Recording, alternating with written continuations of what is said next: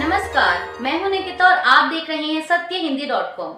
चलिए एक नजर डालते हैं अब तक की सुर्खियों। बिहार में मुख्य विपक्षी दल आरजेडी ने आज पटना में ओबीसी आरक्षण को लेकर विरोध प्रदर्शन किया। अब आरजेडी के इस विरोध प्रदर्शन पर जेडीयू नेता संजय कुमार झा ने कहा कि बिहार देश भर में इकलौता ऐसा राज्य है जहां पर नीतीश कुमार ने जातीय जनगणना करवाई। उस गणना के आधार पर उन्होंने तय किया कि आरक्षण की सीमा बढ़ाई जाएगी। उसके बाद मामला कोर्ट में चला गया। जेडीयू नेता ने कहा कि केंद्र सरकार में भी हम बात कर रहे हैं, लेकिन आरजेडी को जब मौका मिला था तो तब उन्होंने पंचायत तक में आरक्षण नहीं दिया था। इन लोगों को परिवारवाद के अलावा कुछ और समझ नहीं आता है। जातीय जनगणना सिर्फ और सिर्फ नीतीश कुमार का आइडिया है। जेडीयू सांसद संजय कुमार झा के बयान पर तेजस्वी यादव ने पलटवार करते हुए कहा कि हम जब 17 महीने सत्ता में रहे तभी तो आरक्षण की सीमा बढ़ाई गई। तेजस्वी ने पूछा कि एनडीए कार्यकाल में ऐसा क्यों नहीं हुआ। नौटंकी तो वे लोग कर रहे हैं। आरक्षण को नवी अनुसूची में क्यों नहीं डाला जा रहा। जो आज बयान दे रहे हैं वही तो मेरे साथ बैठकर आरक्षण की घोषणा कर रहे थे। 5 लाख नौकरी उसी दौरान यानी आरजेडी और जेडीयू के कार्यकाल के दौरान मिली। खेल नीति, शिक्षा नीति उसी दौरान बनी। एनडीए के लोग नकारात्मक लोग हैं। अगर आप कुछ सकारात्मक बात कहेंगे तो उन्हें तकलीफ होनी ही है। हालांकि अगर वे सत्ता में बैठे हैं तो उनकी जिम्मेदारी बनती है। तेजस्वी यादव ने आगे कहा कि बिहार को विशेष राज्य का दर्जा तो छोड़ ही दीजिए, बिहार को विशेष राज्य का दर्जा नहीं दिया गया तो जेडीयू के लोग ताली बजा रहे थे। उन्होंने पूछा कि बिहार को विशेष राज्य का दर्जा क्यों नहीं मिलना चाहिए। आरजेडी नेता ने कहा कि हम चुनौती देते हैं जेडीयू के नेताओं को कि वो बताएं क्या वे आरक्षण को नवी अनुसूची में डालने के पक्ष में हैं या नहीं। आरजेडी नेता तेजस्वी यादव ने पार्टी कार्यकर्ताओं को संबोधित करते हुए कहा कि आखिर क्यों सभी बड़े समाजवादी नेताओं ने समय समय पर जाति आधारित जनगणना की बात की। आज भी समाज में भेदभाव होता है। जाति का नाम लेकर गाली दी जाती है। दलित के बेटे की शादी में वे मंदिर में पूजा नहीं करेगा। यह क्या व्यवस्था है। आज जब हम लोग गिनती की बात करते हैं तो वो लोग कहते हैं कि हम बांटने की बात कर रहे हैं। हम उनसे पूछना चाहते हैं कि लोग अपने नाम के आगे नाम लिखते हैं। ये क्या तेजस्वी, लालू या आरजेडी ने बनाया? किसने यादव, मिश्रा, दास या कुशवाहा बनाया? हम तो कह रहे हैं कि चाहे कोई भी जाति के लोग हों, आज उनकी स्थिति क्या है यह पता करो। यह पता करो कि गरीबी सबसे ज़्यादा किस जाति में है, उसका पता करो और फिर उस जाति को गरीबी से निकालो। हम केवल इतना ही चाहते हैं। कोलकाता के आरजीकर अस्पताल में ट्रेनी डॉक्टर के बलात्कार एवं हत्या की घटना को लेकर टीएमसी ने आज रविवार को विरोध प्रदर्शन किया। इसकी जानकारी देते हुए पश्चिम बंगाल सरकार में मंत्री चंद्रिमा भट्टाचार्य ने कहा कि 28 अगस्त को हमारी नेता ममता बनर्जी ने तृणमूल महिला कांग्रेस को निर्देश दिया था कि 1 सितंबर को हर ब्लॉक में प्रदर्शन किया जाए। सीबीआई ने अभी तक जांच के बारे में एक शब्द भी नहीं कहा है। हमारी मांग है कि वे हमें जांच की प्रगति के बारे में बताएं और ऐसा मामला बनाएं कि बलात्कारी को फांसी की सजा मिले। उन्होंने कहा कि भारत के संविधान में मृत्युदंड का कोई प्रावधान नहीं है, लेकिन हम भी ऐसे प्रावधान की मांग कर रहे हैं। हमारी सरकार ने 2 से 3 सितंबर को विधानसभा का विशेष सत्र बुलाया है और हम एक विधेयक ला रहे हैं जो राज्यपाल के माध्यम से राष्ट्रपति के पास जाएगा। हमें विश्वास है कि राष्ट्रपति इसे मंजूरी देंगी और यह कानून बन जाएगा। पूर्व आरजेडी नेता श्याम रजक, जिन्होंने 22 अगस्त को अपनी पार्टी से इस्तीफा दे दिया था, वे आज रविवार 1 सितंबर को जेडीयू में शामिल हो गए। जेडीयू में शामिल होने पर उन्होंने कहा कि मैं काम करना चाहता हूं और नीतीश कुमार ऐसे नेता हैं जो काम पर ध्यान देते हैं। वो उन लोगों के लिए काम कर रहे हैं जो आज़ादी के 75 साल बाद भी पिछड़ रहे हैं। श्याम रजक ने आगे कहा कि आरजेडी में रिश्ते कार्यकर्ताओं के नहीं हैं, ये सिर्फ परिवार के सदस्यों के हैं। जम्मू कश्मीर और हरियाणा में चुनाव और मतगणना की तारीख में बदलाव को लेकर राजनीतिक दलों की प्रतिक्रियाएं आनी जारी हैं। अब इसी कड़ी में पीडीपी प्रमुख महबूबा मुफ्ती ने कहा कि हम क्या कह सकते हैं। आपको याद होगा कि मेरे निर्वाचन क्षेत्र में भी जब मैंने चुनाव लड़ा था तो उन्होंने बिना किसी कारण के तारीख बदल दी थी। इसलिए उनके पास भाजपा का अपना हिसाब है और उसी के अनुसार वे चुनाव की तारीख तय करते हैं। सब कुछ भाजपा और उनकी प्रॉक्सी पार्टियों के लिए काम करता है। मुझे खुशी है कि यहाँ सभी अधिकारी स्थानीय हैं। मुझे उम्मीद है कि सभी कर्मचारी जो भी चुनाव प्रक्रिया से जुड़े हैं वे स्वतंत्र और निष्पक्ष चुनाव कराने में अपनी भूमिका निभाएंगे। चुनाव आयोग द्वारा तारीखों में बदलाव की घोषणा पर कांग्रेस नेता मणिकम टैगोर ने कहा कि भाजपा के लिए न केवल ईडी और सीबीआई काम कर रही है, बल्कि अब चुनाव आयोग ने भी काम करना शुरू कर दिया है। यह बहुत दुर्भाग्यपूर्ण है कि चुनाव आयोग ने राजनीतिक दलों की मांग के कारण तारीख आगे बढ़ा दी। यह दर्शाता है कि भाजपा हरियाणा में हार से डर गई है, इसलिए उन्होंने नतीजे 5 दिनों के लिए टाल दिए हैं। मणिकम टैगोर ने कहा कि हरियाणा में कांग्रेस की सरकार बनेगी और भाजपा लोगों की नज़रों से साफ हो जाएगी।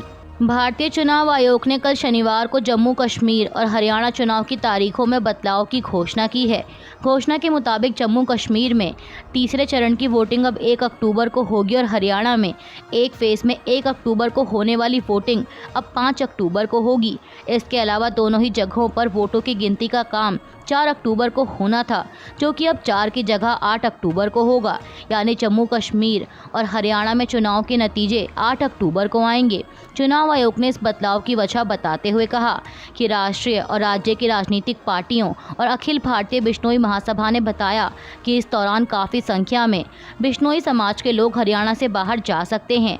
बिश्नोई समाज के लोग सैकड़ों सालों से मनाई जा रही असोज अमावस्या के लिए हरियाणा से राजस्थान जा सकते हैं और इस कारण मतदान में उनकी भागीदारी कम होने का खतरा है। यानी कुल मिलाकर चुनाव आयोग का कहना है कि इस वजह से वोट प्रतिशत में कमी आ सकती है, इसलिए तारीखों में बदलाव का ऐलान किया गया।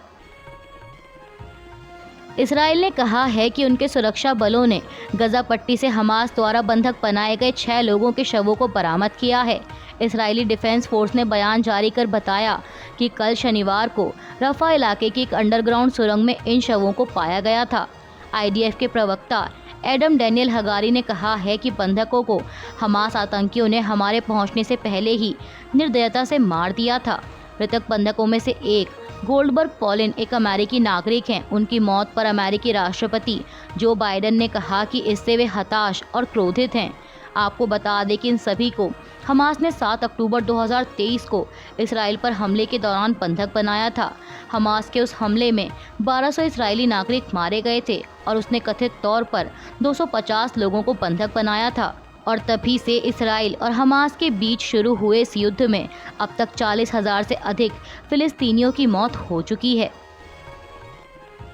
हमास द्वारा बंधक बनाए गए लोगों के परिजन इस्राएली पीएम बेंजामिन नेतन्याहू से नाराज हैं और वो मांग कर रहे हैं कि नेतन्याहू छिपना बंद करें और इसकी जिम्मेदारी लें।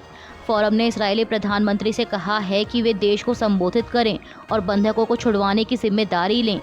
एक बयान में फोरम ने कहा कि दक्षिणी गजा में 6 बंधकों की मौत इसराइल के हमास के साथ बंधकों की रिहाई पर समझौते की नाकामी का नतीजा है। जेडीयू नेता केसी त्यागी ने पार्टी प्रवक्ता के पद से इस्तीफा दे दिया है और उनकी जगह राजीव रंजन प्रसाद नए पार्टी प्रवक्ता नियुक्त किए गए हैं। जेडीयू के मुताबिक केसी त्यागी ने निजी कारणों से इस्तीफा दिया है। उन्होंने बिहार के मुख्यमंत्री और अपनी पार्टी के प्रमुख नीतीश कुमार को अपना इस्तीफा सौंपते हुए लिखा कि पार्टी के राष्ट्रीय अधिवेशन के अवसर पर भी मैंने संगठनात्मक जिम्मेदारियों से मुक्त करने का निवेदन किया था। उन्होंने लिखा कि आपने महसूस किया होगा कि पिछले कई महीनों से मैंने टीवी चैनलों पर चल रही बहस से खुद को दूर रखा है। आपसे अनुरोध है कि दूसरे कामों में व्यस्त होने के चलते मैं पार्टी के प्रवक्ता के पद के साथ न्याय नहीं कर पा रहा हूं। आप मुझे इस जिम्मेदारी से मुक्त करने का कष्ट करें। बिहार सरकार की उपलब्धियों के प्रचार प्रसार के लिए मैं हमेशा उपलब्ध रहूंगा।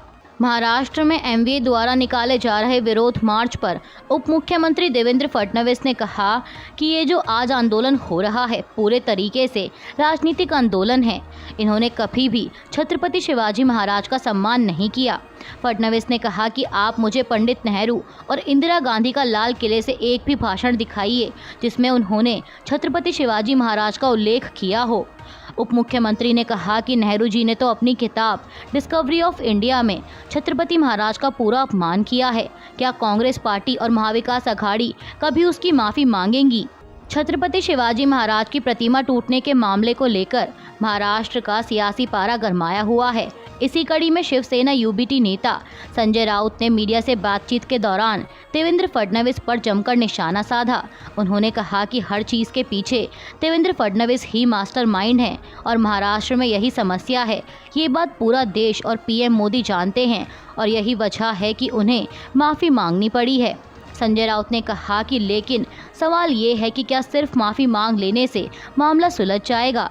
केवल 7 महीने में छत्रपति शिवाजी महाराज की प्रतिमा ढह गई तो क्या हम चुप रहें?